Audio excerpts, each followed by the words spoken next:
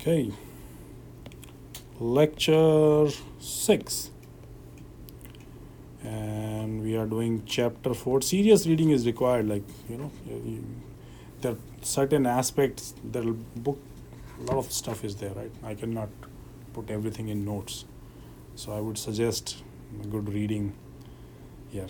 Okay, and we are talking about Lyapunov, this great Russian guy, stability, mathematician. It's the meat. This is like meat of nonlinear control theory. Like this, everything revolves around it. Nothing else matters. Everything is then math showing whether this condition holds or not holds. Then you have to use mathematical concepts to actually. But this is it.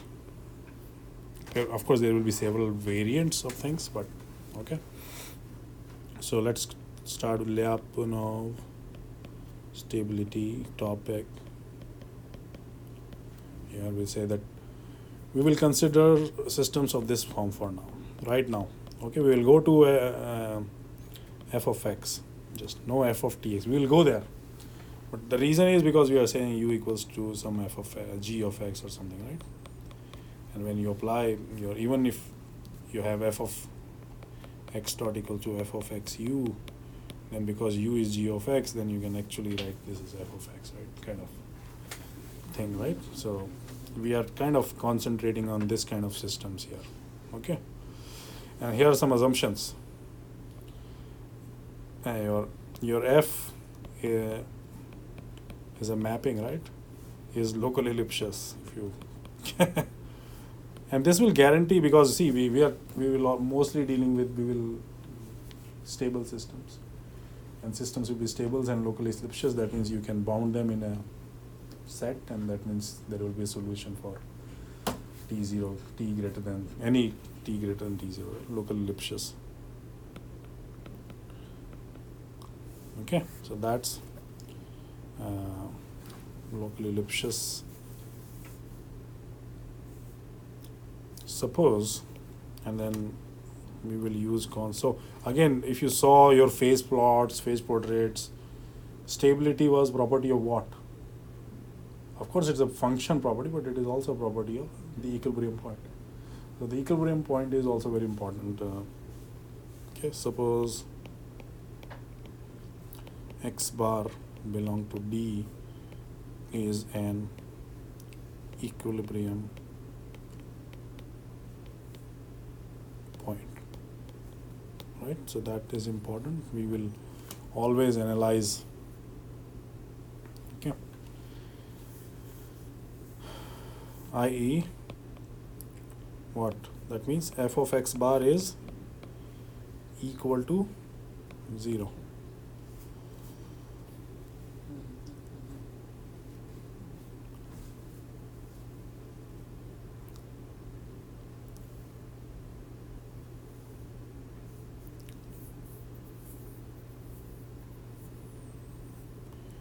And your x bar is not equal to 0, means equilibrium point is not the regular equilibrium point.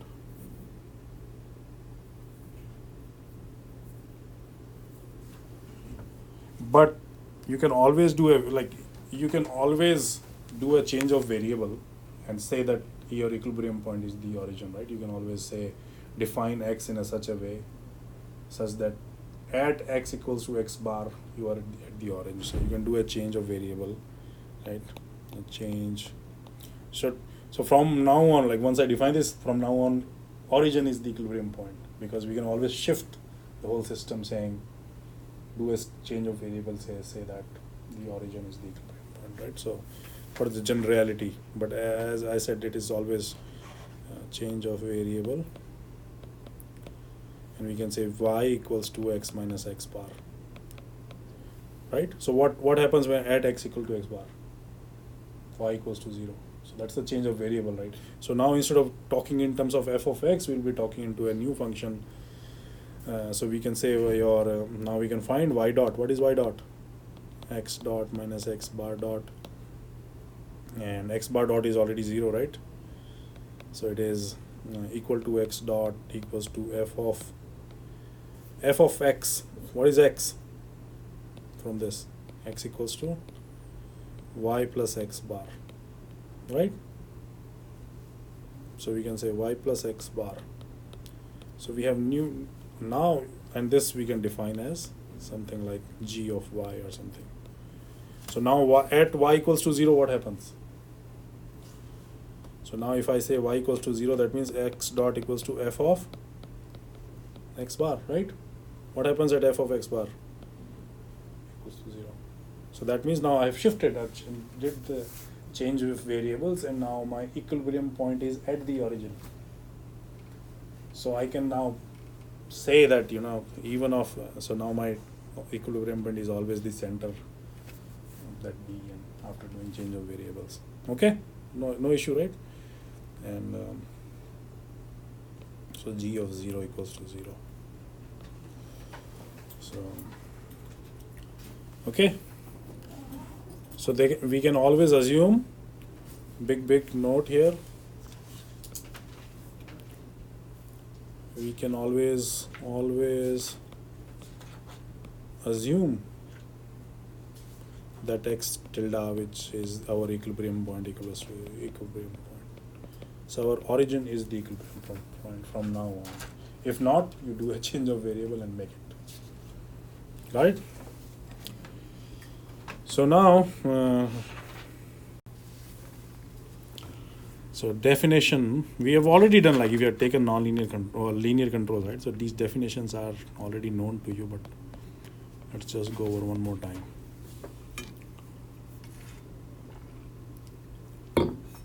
Stability definition. What is, when do you say a system is stable? Basically, if you can bound x of t, right, then it is stable. If you can say that your x of t, the solution of this thing does not get out of something, a bound, then it is okay. So we are saying, see, we can always say x of tilde equals to 0 is stable.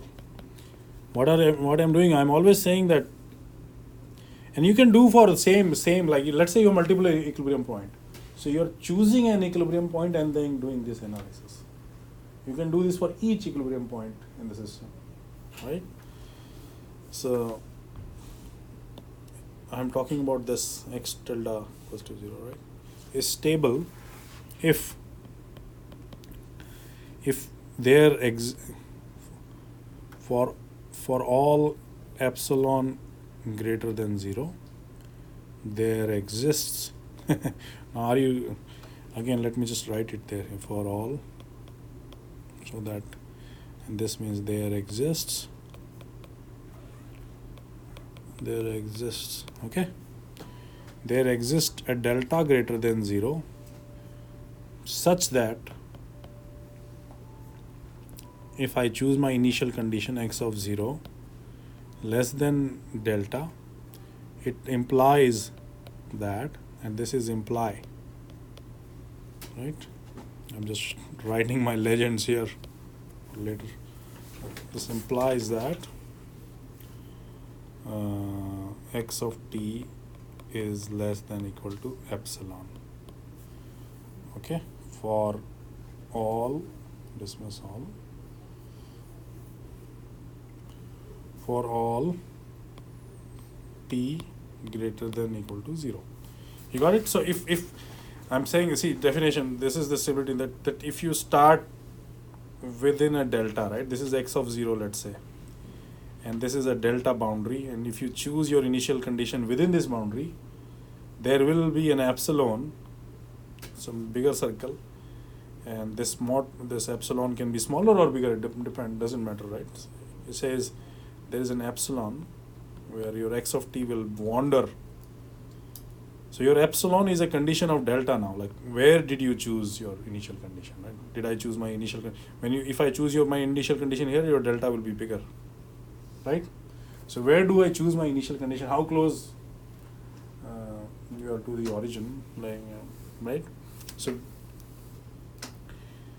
everything is defined with respect to the origin. So I'm saying within, if your x of 0 is within delta boundary or delta circle, and if your x of t then can be bounded by epsilon, it is said to be stable. Simple, right? Right? That's stability. So that means you are able to put a bound, and that bound is, of course, a function of where you started. But you are able to put a bound. So that's the stability definition. Unstable if it is you are not able to find any epsilon. Right? If I doesn't matter where I start, you are not able to find any epsilon, then you are unstable. Unstable if not stable, right? Simply means there is no epsilon. Doesn't matter where I start, I'm not able to put a bound there. Okay, asymptotically stable. Asymptotically stable if, of course, it has to be stable, right? It is stable and limit t goes to infinity, your x of t basically goes to 0. Right? What does that mean? That means this I start somewhere here, right? My delta, and then basically that the epsilon is basically decreasing with time. Always that reduces, right? So that asymptotically stable. And you know this, Devin, like this is all linear system, this definition. Okay, and again, remember, what are we talking about? We are talking about definition. So asymptotically stable, we are saying that we are talking about a subset D of Rn, right? That everything happens within this D. So there is asymptotically stable within D, right? But if it is globally, see, linear systems are always global. If it is stable, it is always stable everywhere, doesn't matter where you start. Nonlinear, if you saw like local Lipschitz, global Lipschitzness, properties are local and global. So you can say that because let's say you have multiple equilibrium points, right? That system can never be a globally asymptotically system. Let's say I have multiple equilibrium points, right? Then if I'm close to this, I go here. If I'm close to this, I go here. So that means this point can never be globally asymptotically stable, because I cannot say that doesn't matter where you start in the space, you will always come to that point. Right? So that's why this global definition is important here. Globally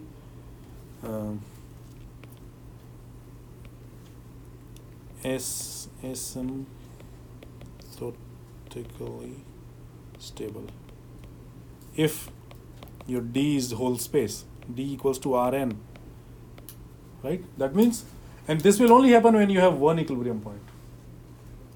Global asymptotically stable will, as soon as you got multiple equilibrium point, if I ask you a question that let's say classify this system as asymptotically stable, globally asymptotically stable, or stable, as soon as it had multiple equilibrium, you can reject that globally asymptotically stable property. It is not going to because multiple equilibrium point disqualifies it for gas. You can, if you have to remember this is gas, globally asymptotically stable. It only so as soon as you don't do any further tests of stability, then you only test it for stability and all that stuff, right? So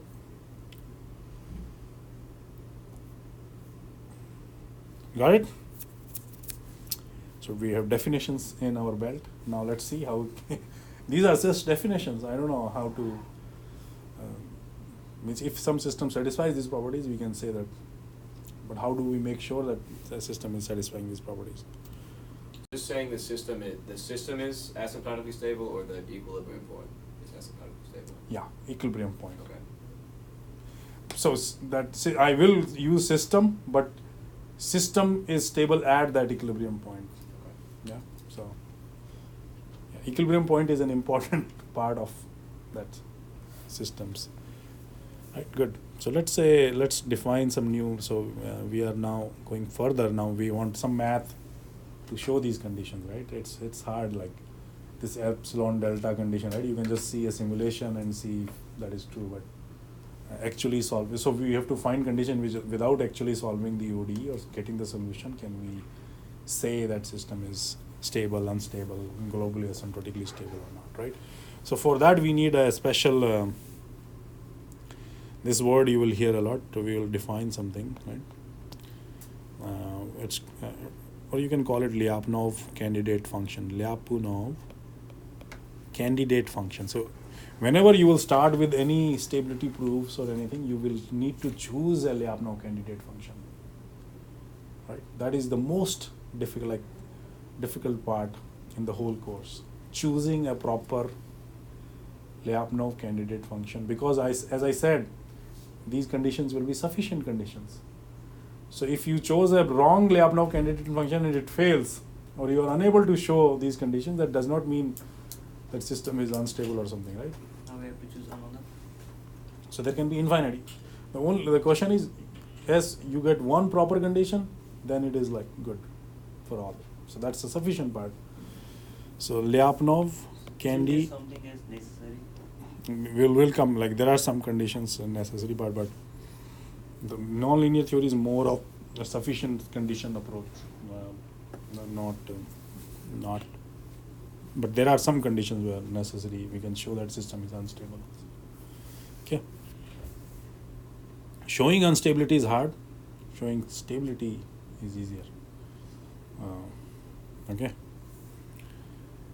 So let's define a Lyapunov candidate. We will denote the Lyapunov. So this is like an energy function, okay, like half x squared or something.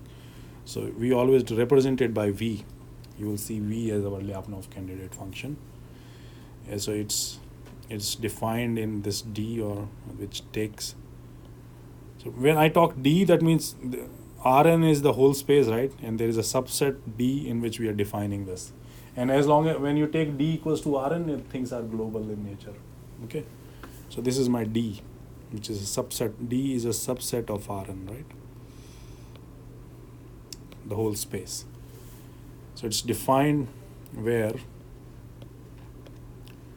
the origin belongs to D. Why is this important? Because we are always trying to find the stability of the origin right now. So that means that has to, that the D should include origin. Otherwise, that's not it. So, right? So D should include origin. So 0 means origin is included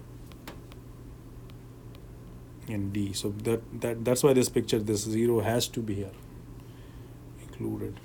Okay. So some properties of this: positive definite. It has to be positive definite, right? What does that mean? PD, right? If so, that means your V of x is always positive for all x belonging to D minus 0. So if you exclude 0 out of D, then this is, other than origin, this thing is always positive, right? So you can always write Vx is greater than 0 for all x in D except at x equals to 0. So at origin this is 0, right? So except origin, this function always has to be positive, right? That's positive definite. Okay, second, and these things are so important in this. Like as soon as you go from less than equal to greater than, things change, right? So you will see positive semi definite. Okay, and when I say x equals to 0, what do you mean by that? When I say origin, what does that mean? It means x is a vector, so all the x's has to be 0, not just one x. So it is only 0 when all the x's are 0 except, for example, v equals to half x1 squared plus x2 squared. Let's say it's a 2-dimensional state. this is a positive definite function. It is only 0 at both x1 and x2 equals to 0, right? Positive, like, but let's say half x1 squared. What do you will qualify? This is also always positive. At origin, it is positive. Not means means it can be 0 at x2 equals to 5 and x1 equals to 0. So for this to be 0, only x1 has to be 0. That means the whole line x1 equals to 0, this whole line, right? This is at this, on this line, this is always 0. That means this kind of functions are positive semi-definite, where v of x is less than equal to 0, greater than equal to 0 for all x belonging to D. Now I'm not saying that origin is a part of it, but something like this. Positive semi-definite means at this always positive, always it can be 0 also, because at x1 equals to 0, what is happening? Like here, right? On this axis, it is not origin, but it can still be 0. But it is still, that's why that equal to sign is coming now, right? Greater than equal to. So this can be positive or equal to 0, but this time we are not making an exception of origin or anything, right? Something like this. This function qualifies that, right? It's positive semi-definite, because there we can categorically say that it is always greater than 0 except at the origin. But for this we cannot say categorically. We can say that except at this line it is always positive, which is not qualified as positive definite. Okay, got it? Now negative definite, just reverse the definition, right? Negative definite, just v of x is less than 0 means negative for all x belonging to D minus origin, and negative semi-definite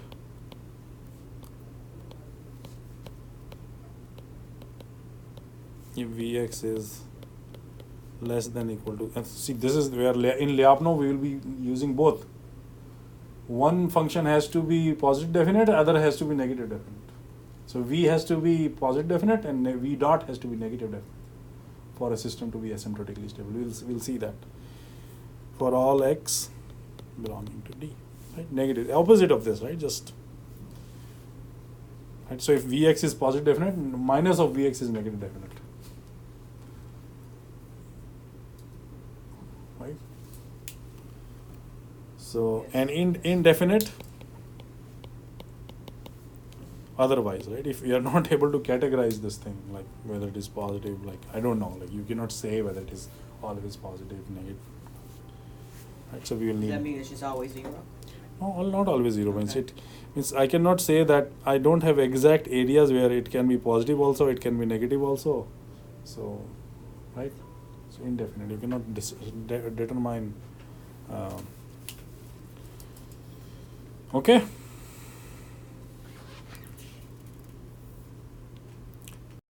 So one more definition, and then we will make use of them. V is D belonging to Rn is called radially unbounded if x goes to infinity implies Vx goes to infinity, right? So a function, when you say, when I say norm of x goes to infinity means, so this is norm, right? This like, you can take any norm, means all the elements, like for example, if it is, like a norm can go to infinity even if one element goes to infinity, right? Both elements goes to infinity. Right? Otherwise, this is not a radially bound. Like there's just a definition. Means it will be used for our global definitions of stability. Okay. For example, Vx equals to half x1 squared, right? If there are two elements, x1 and x2, is this radially bounded? Oh, sorry, radially unbounded? Yeah, if x goes to infinity. No, tell me.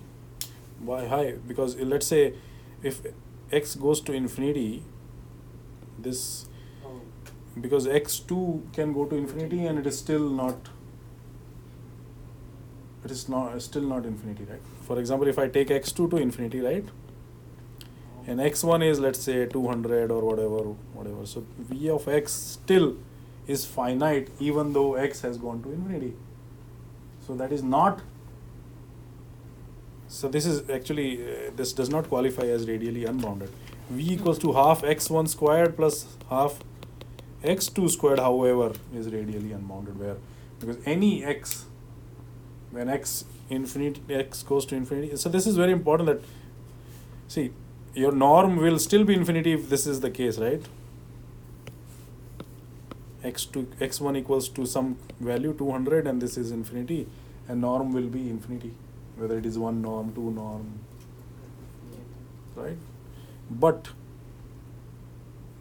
this is not infinity for this case, but this is infinity. Any of x's goes to infinity, so it is radially unbounded. That's how you categorize, right? It's in the meaning, like, these are very important. Which part goes to 0, if all goes to 0 or all goes to infinity, these are very important distinctions you have to make. Okay. So some examples, for example, what would you say about v of x equals to x transpose px? P is a positive definite matrix.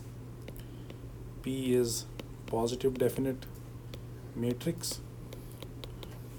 So if you remember positive definite matrix P, then this is always greater than 0, right? Oh, sorry, this is always greater than 0, except where?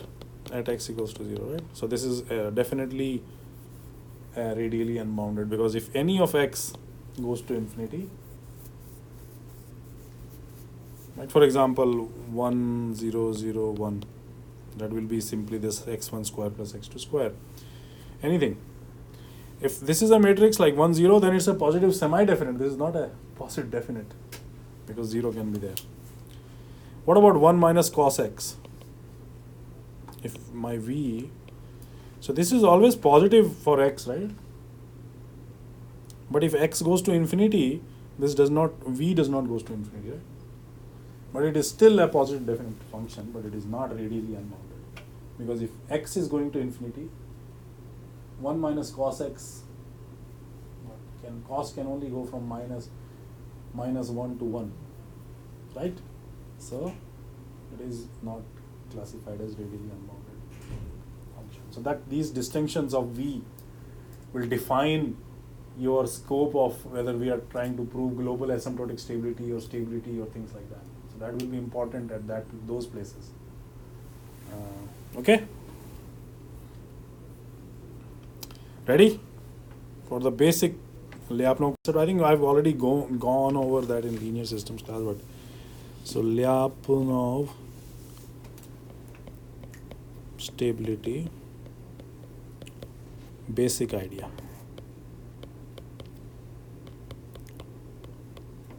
Okay, so let's say we have our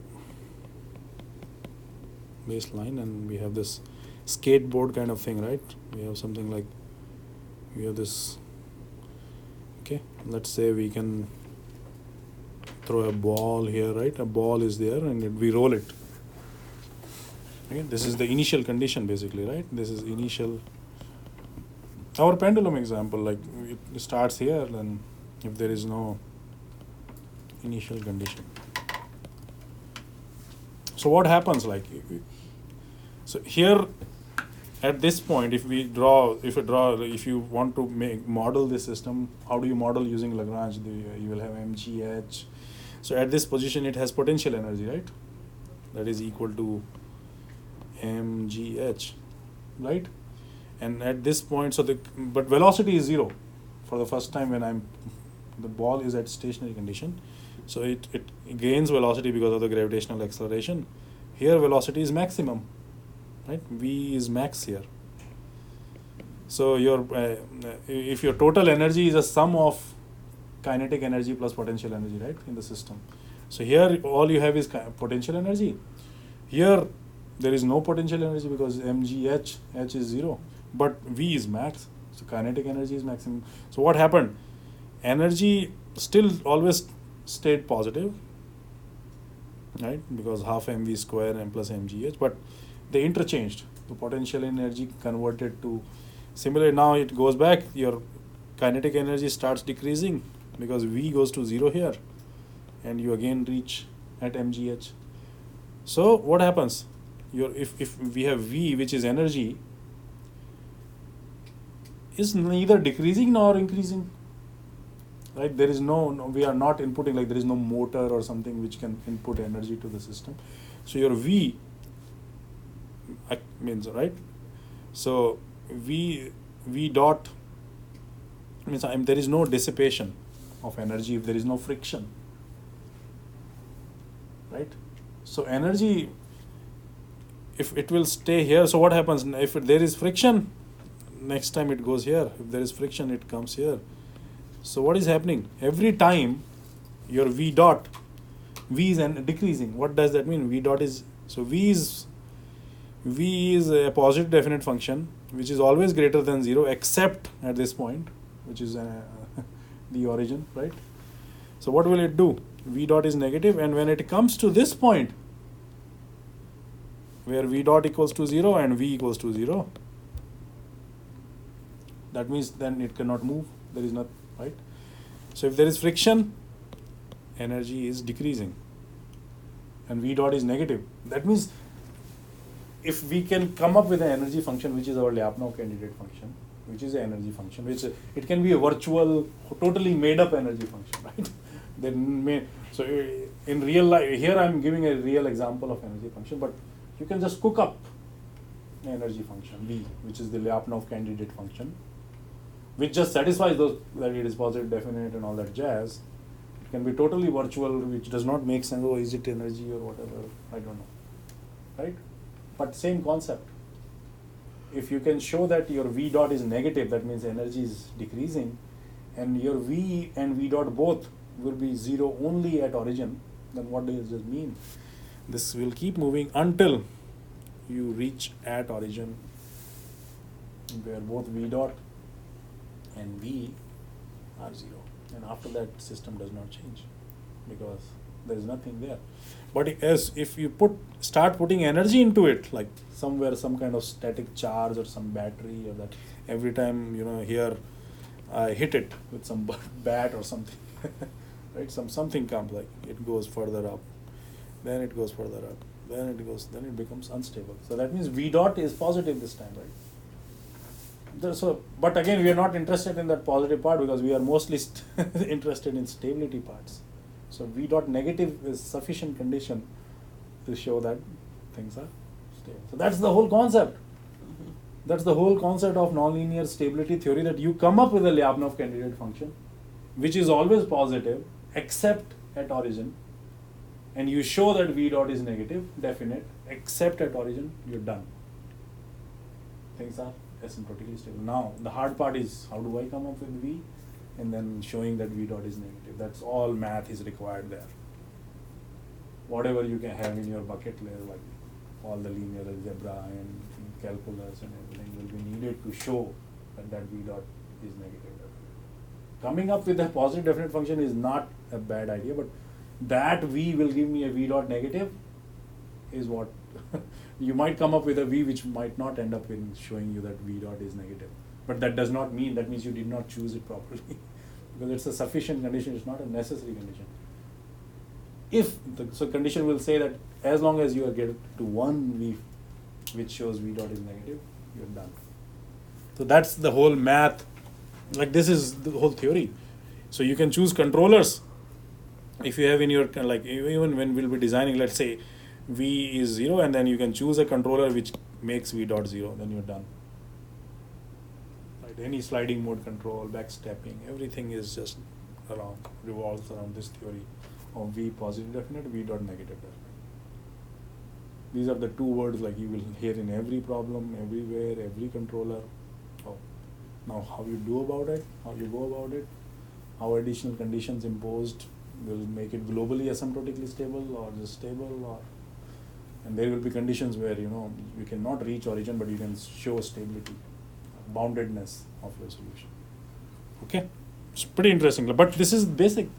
This concept is where, and then Lyapunov went ahead and how can we show that? What is happening? What my E energy is just half mv square plus mgh, right? So this is just this is the total energy, and it is always positive except at h equals to 0 and v equals to 0. If that is not the case, energy is always positive, and if there is friction, E dot is always negative. So until h goes to 0 and v goes to 0, it will not stop. And that only happens here, where h equals to 0, and finally at some point of time v will also be 0, and at that place this energy will be 0. Okay.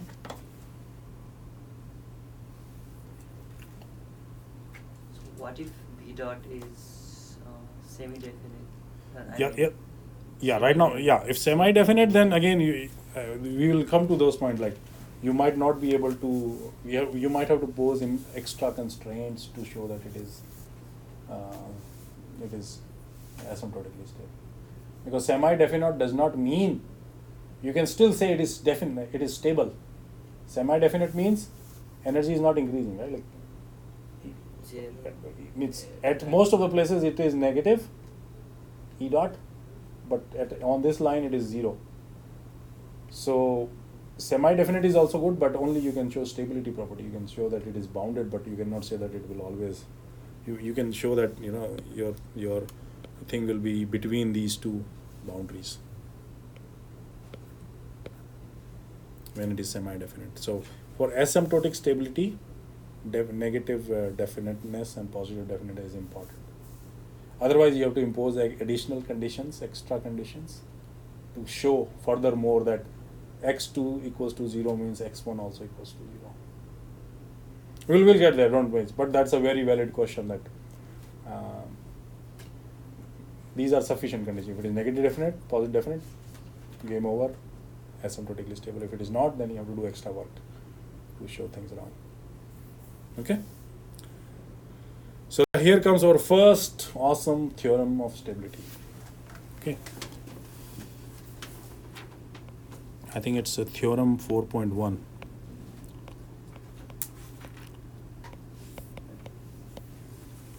Theorem 4.1, which says let x equals to 0 be an equilibrium point, right, for x dot equals to f of x, right, and let origin belongs to D. So we have a D subspace, like something like this, whatever this D, the origin is included in that D, right? Let V D so Rn be such that, so you're choosing a Lyapunov candidate function, let's say, right? You choose Lyapunov candidate function such that one, V is continuously differentiable, right? Second, V is positive definite on D, right? And then, so these are the things that you choose when you choose a candidate function. And I will see there will be different ways. We will give you some methods to choose V, right?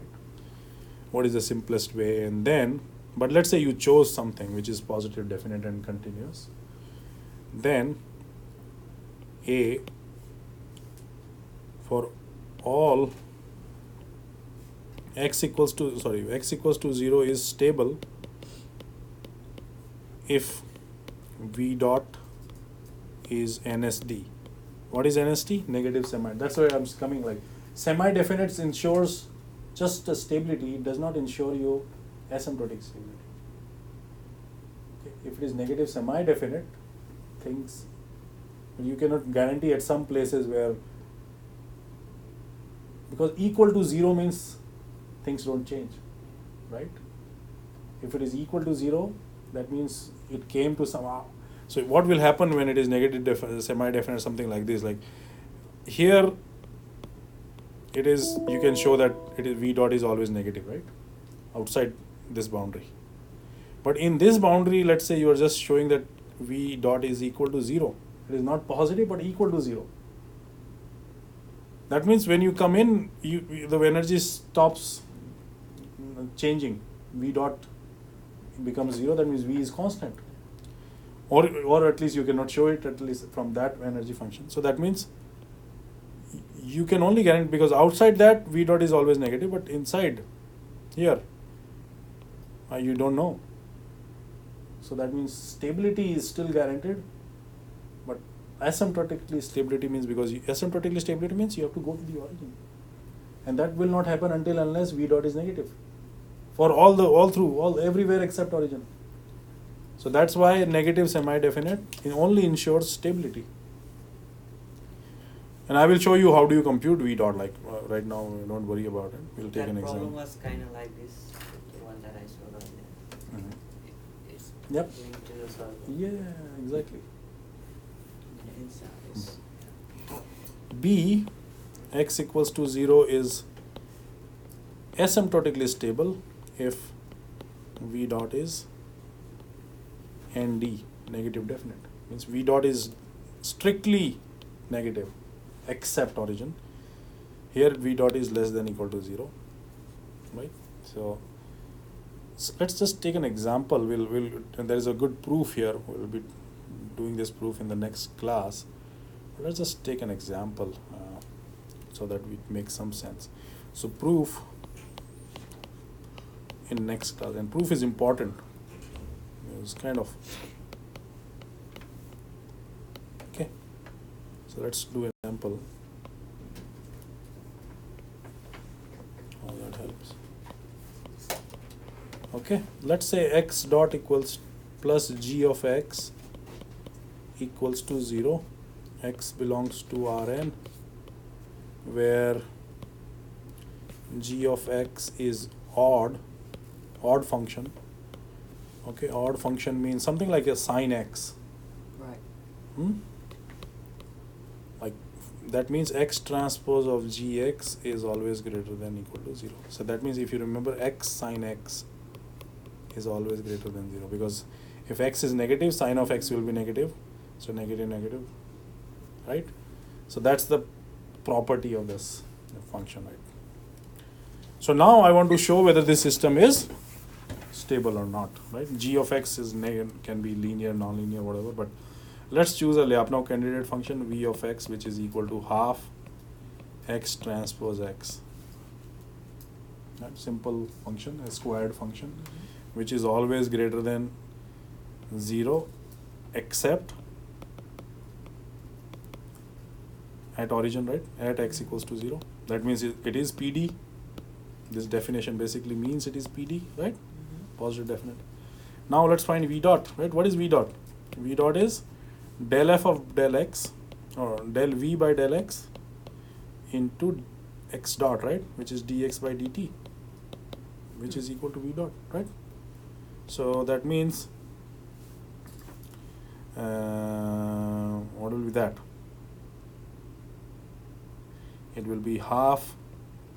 So first I will take half x transpose into x dot, right, plus half x transpose dot into x, right? Confusion here? So I'm doing a partial with respect to x first and multiply it with x dot, right? So simple.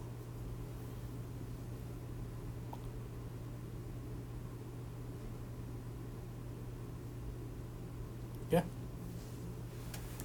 So in this case, it will be, what is x dot? X dot will come from here. X dot is minus of gx, right? X dot is minus of gx from here. We can plug it in and we'll get a value. Basically, this is all both the same values, right? If you see x transpose dot x, they are all scalars. So it's basically same thing, and half will be added, and it will be something like x transpose into x dot. Not a problem. See? Okay. So now we can just plug it in. Minus of gx, so it is becomes minus of gx. What can you say about this? So we are finding v dot right now, right? V dot, and because g of x is an odd function, x into gx is always a positive quantity, and it is multiplied by negative. It is always negative. What does it mean? It means it is, and this is always true. Yeah, you can take your d to Rn, so it is asymptotically stable. In fact, I would say it is globally asymptotically stable because this is radially unbounded. We'll get there. But for now, it says that v is positive definite and v dot is negative always in the d, so it is asymptotically stable. Right? Got it? Choosing this is always the simplest function. You always start with this. At least if you got lucky, because it is sufficient. Let's say you got lucky with the simplest Lyapunov candidate function, then you don't have to waste time because it's sufficient. As long as you are finding to have one Lyapunov candidate function which shows this and this, then you're done. Okay, we'll show it in the proof next in the next class. Okay. I don't know if there is any other example, but let's. Okay, I think the time is over. So next time we will do this proof. So I would say there is a proof in the book. Okay, one can take this book as well, and we'll do the proof in the next class. And I will ask on this. And let me ask Anushna to send the electronic copy. She sent it. She sent it? Yeah. Everybody has it then? Yeah, but then, so you emailed him asking to share it with us? Yeah, I did. Yeah, so Okay, it worked so that I way, don't- 'cause it she, didn't I think, work. like, I don't have access to it though. did you send it just to me? No, Oh. that's important. You sent the original to both of us, and I saw that you said, "Hey, can you make it shareable?" And then I And then assumed I it was uploaded shareable for it. me, but I don't Yeah. think it's still. So yeah, share it with me also. Okay. Okay. And then you still I mean, need I the do book. have the book. You still need the book. No. Do you have Well, the? I have an online one and Okay. this one, Then- but yeah. yeah. Then I can maybe. Okay. So is it same? Like online one is same to this, similar? I don't know. I think he's about to see. Maybe if I keep have it for access. this class and then we can. I think it's the same edition, so it should be. Okay. But you get now, you'll it will be all fun. Even though this is two things, every problem brings a different challenge. Like, how do I get this V? How do I show that this V dot is negative definite? So, and then later on we can, once these are given problem, right? Like once you can choose control, you can always make things negative. So that will be the fun part.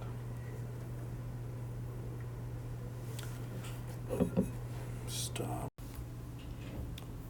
Okay. So this is kind of right. So you change energy levels, right? Because your energy, if we go to the previous page again,